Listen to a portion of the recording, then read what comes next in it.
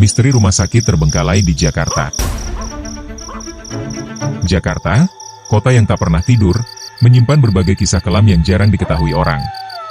Di antara hiruk-pikuk gedung pencakar langit, tersembunyi sebuah rumah sakit terbengkalai yang dibiarkan lapuk dimakan waktu. Tak ada yang berani mendekatinya, terutama setelah matahari terbenam. Mereka yang pernah masuk ke sana mengaku melihat sosok-sosok tak kasat mata, mendengar suara tangisan, dan bahkan ada yang pulang dengan tubuh penuh luka tanpa tahu apa yang menyerangnya.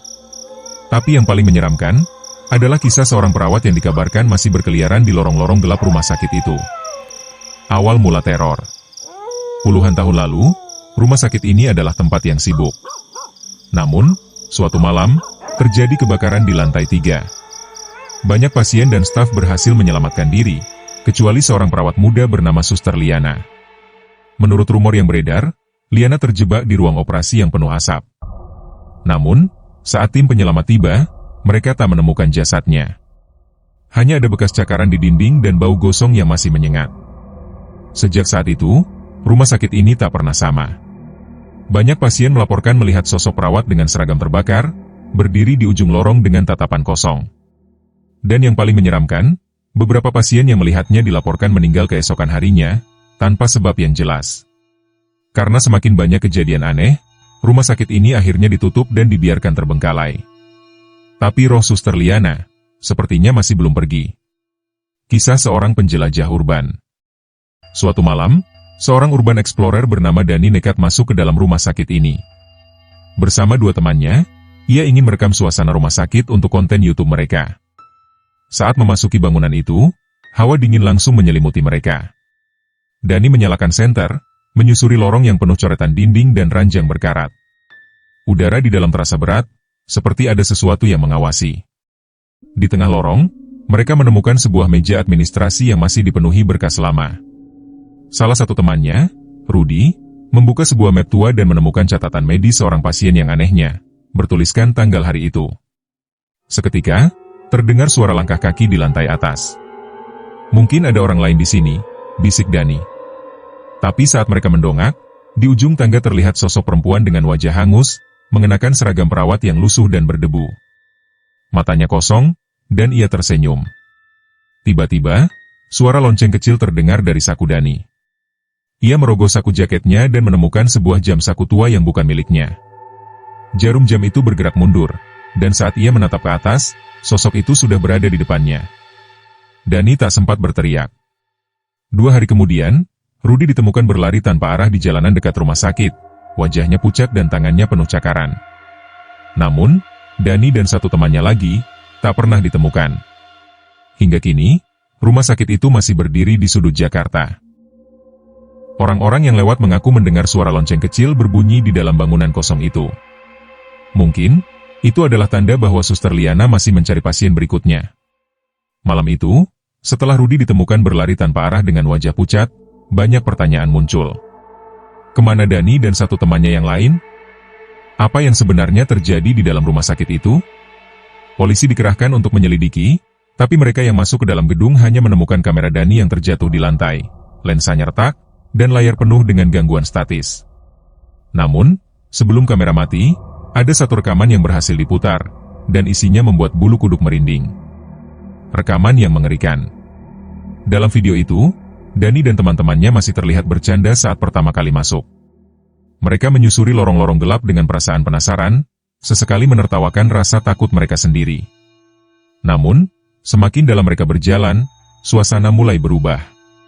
Dalam salah satu frame, tanpa mereka sadari, ada sosok bayangan yang berdiri di sudut ruangan, mengamati mereka. Bayangan itu perlahan bergerak semakin dekat, tapi tak ada satupun dari mereka yang menyadarinya. Tiba-tiba, suara dentuman keras terdengar, seperti ranjang besi yang digeser dengan paksa. Dani menyorotkan senter ke arah suara, tapi hanya ada kursi roda tua yang berkarat. Namun, dalam kegelapan, kamera menangkap sesuatu yang lain. Sesosok wanita dengan wajah terbakar, berdiri di belakang mereka. Tepat ketika Dani membalikan kamera, layar tiba-tiba dipenuhi dengan gangguan, dan suara jeritan panjang menggema sebelum rekaman berakhir. Dani dan satu temannya yang lain menghilang tanpa jejak. Sejak kejadian itu, Rudy tak pernah sama lagi. Ia sering terbangun tengah malam dengan tubuh gemetar, mengigau tentang suara lonceng dan tangan-tangan dingin yang meraih tubuhnya. Ia bahkan pernah ditemukan berjalan sendirian di jalan raya saat dini hari, matanya kosong, seperti sedang mengikuti sesuatu yang tak terlihat. Lebih menyeramkan lagi, beberapa hari setelah kejadian itu, seorang petugas keamanan yang berjaga di dekat rumah sakit melaporkan sesuatu yang mengerikan. Ia melihat seseorang berdiri di lantai 3, di balik jendela yang sudah pecah. Saat ia menyorotkan senter ke arah jendela itu, sosok tersebut menghilang dalam sekejap, tapi bekas tangan hangus tertinggal di kaca. Beberapa warga sekitar juga mulai mengalami kejadian aneh. Ada yang mengaku melihat seorang perawat berjalan tertatih-tatih di sekitar rumah sakit pada malam Jumat, seragamnya sobek, wajahnya menghitam, dan tangannya membawa sesuatu yang tampak seperti potongan daging manusia. Yang lebih menyeramkan lagi, setiap kali ada yang mencoba merekam rumah sakit itu dari kejauhan, kamera mereka selalu mati secara misterius, atau hasil rekamannya hanya memperlihatkan layar hitam dengan suara seseorang berbisik pelan. Jangan datang ke sini. Tapi bagi mereka yang cukup nekat, suara bisikan itu berubah menjadi sesuatu yang lebih mengancam. Kalau kau masuk, kau tidak akan bisa keluar. Hingga hari ini, rumah sakit itu masih berdiri, menunggu siapapun yang cukup berani untuk masuk ke dalamnya.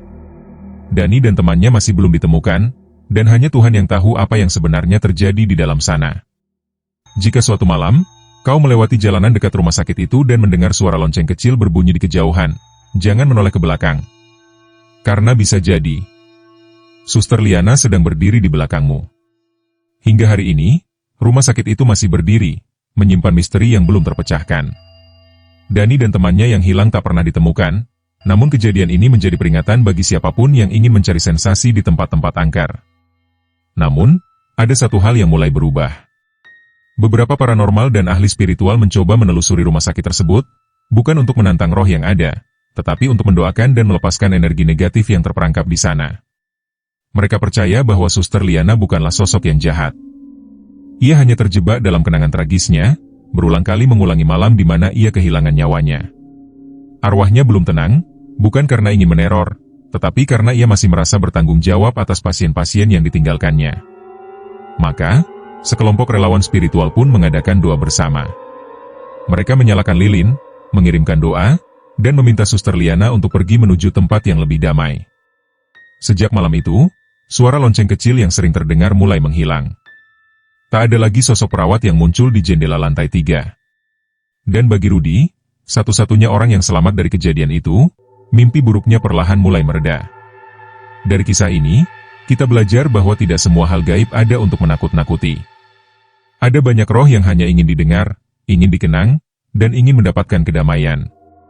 Dan bagi kita yang masih hidup, kisah ini menjadi pengingat bahwa rasa penasaran boleh ada, tapi jangan sampai membuat kita melupakan rasa hormat, baik kepada dunia yang terlihat maupun yang tak kasat mata.